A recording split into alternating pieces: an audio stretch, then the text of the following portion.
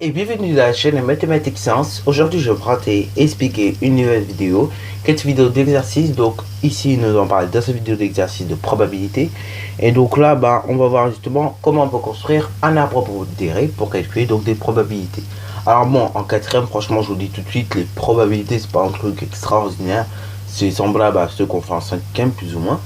Et par contre, ce qui pourrait être entre guillemets en plus, c'est qu'en quatrième, on voit un petit peu plus de vocabulaire. C'est ça en fait la petite différence entre la cinquième et la quatrième.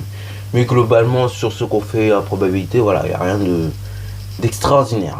Là, bon, on va voir un arbre pondéré quand même, parce que pour faire un petit surplus par rapport à ce qu'on fait en cinquième. Mais donc également au niveau des arbres pondérés, vous pouvez voir ici, et on verra que ça sert à calculer des probabilités très facilement.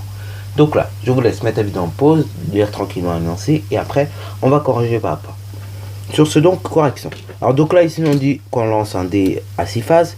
Donc, je surligne bien à 6 faces, ce qui veut dire qu'il y a 6 issues possibles. Donc, en gros, 6 résultats possibles pour notre expérience aléatoire. Donc, on nous dit qu'on lance un dé à 6 faces, qui sont numérotés de 1 à 6. Ce qui veut dire qu'en gros, tu as 1, 2, 3, 4, 5, 6. Et donc, on observe si le nombre, donc en gros, on observe si l'événement multiple de 3 est réalisé ou pas. Ok, donc on observe si le nombre qui est obtenu est un multiple de 3 ou pas. Donc là, petite chose également, des éléments de vocabulaire qu'on peut utiliser.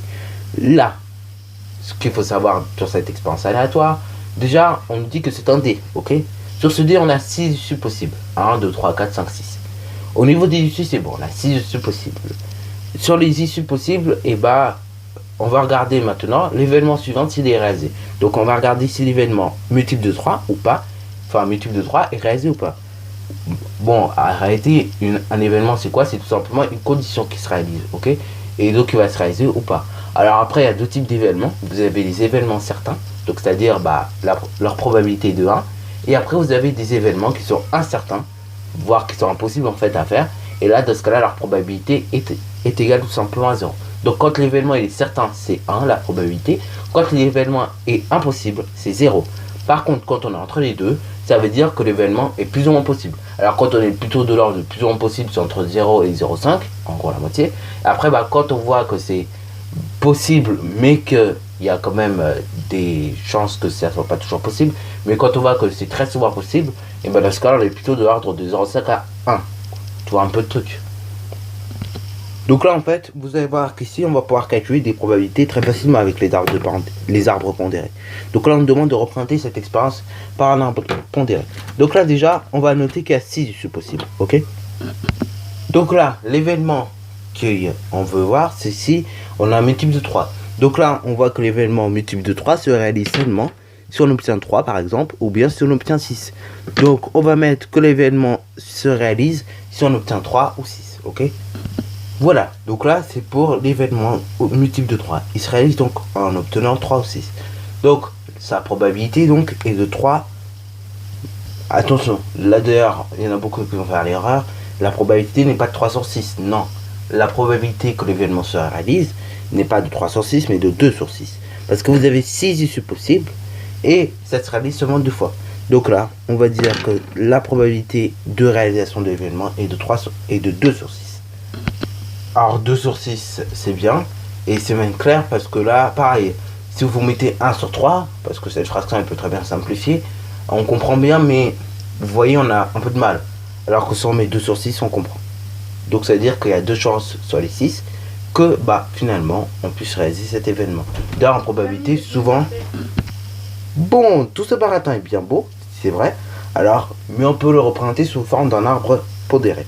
Attention d'ailleurs, ne confondez pas l'arbre pondéré en maths là pour les calculs de probabilité et l'arbre justement de parenté en SVT. Oui, parce que l'arbre de parenté c'est pour classer les espèces entre elles, mais tandis que l'arbre pondéré, du coup voilà, ça c'est plutôt pour calculer des probabilités. Et d'ailleurs, je reviens à ce que je disais tout à l'heure. Donc très souvent en probabilité, vous êtes amené à utiliser des fractions qui ne sont pas forcément simplifiées dès le départ. Alors donc ça peut arriver très souvent en probabilité qu'on n'ait pas de fractions simplifiées. Parce que c'est souvent pour vous faire comprendre quelque chose. Et bien vous faire comprendre justement ce qu'on veut vous faire comprendre. Alors que là, si on simplifie la fraction, bon, c'est vrai, on comprendra aussi une chance sur 3, mais bon, voilà, c'est aussi, c'est à voir. Bon, donc je vais quand même vous mettre la deuxième solution. ou bien une chance sur 3. Ok. Mais bon, 2 sur 6, c'est vrai qu'on comprend par rapport à l'expérience. Ok. C'est-à-dire que sur les 6 issues possibles, et bah, il peut en sortir en gros 2 fois par rapport aux 6. Bon, maintenant on va réaliser un arbre pondéré.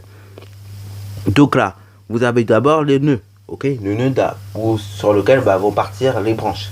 Alors là, c'est un arbre pondéré à une seule épreuve. Après, vous verrez en troisième les arbres pondérés à double épreuve. On a dû en parler dans la vidéo brevet, mais voilà, c'est celle où il y a une branche comme ça, et après vous avez 2 autres branches qui partent sur les côtés. Voilà, donc là, on verra ça en troisième.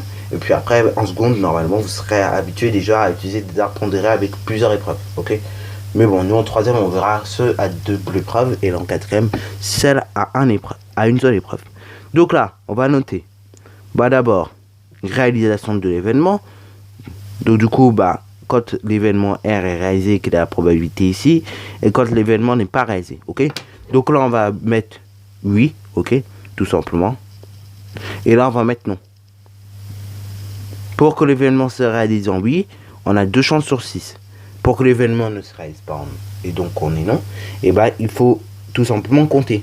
Vous avez en tout 6 chances. Vous avez 6 possibilités. 6 issues. Sur les 6 issues, vous en avez 2 qui peuvent se réaliser. Enfin, qui réalisent l'événement, tout simplement. De ce cas-là, le reste, c'est-à-dire 4, ça ne réalise pas l'événement. Donc 4 sur 6 ne réalise pas l'événement. Donc voilà. Donc là, du coup, ici, on a réalisé l'arbre pondéré de l'expérience. Donc ici, vous avez ce qu'on appelle un nœud. Et là, donc, on a oui pour que l'événement se réalise. Donc, l'événement se réalise. Et après, on a non pour que l'événement ne se réalise pas. Ok. Donc non, l'événement ne se réalise pas.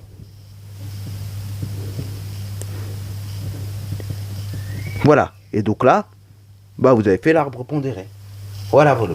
Donc, sur ce, la vidéo est terminée. Donc, vous avez pu voir qu'avec un arbre pondéré, simplement, on peut calculer des probabilités de manière très simple. C'est-à-dire, ok, pour calculer une probabilité, on a plusieurs solutions, soit on compte, ou soit, on a vu ici qu'on pouvait également faire un arbre pondéré. Ok.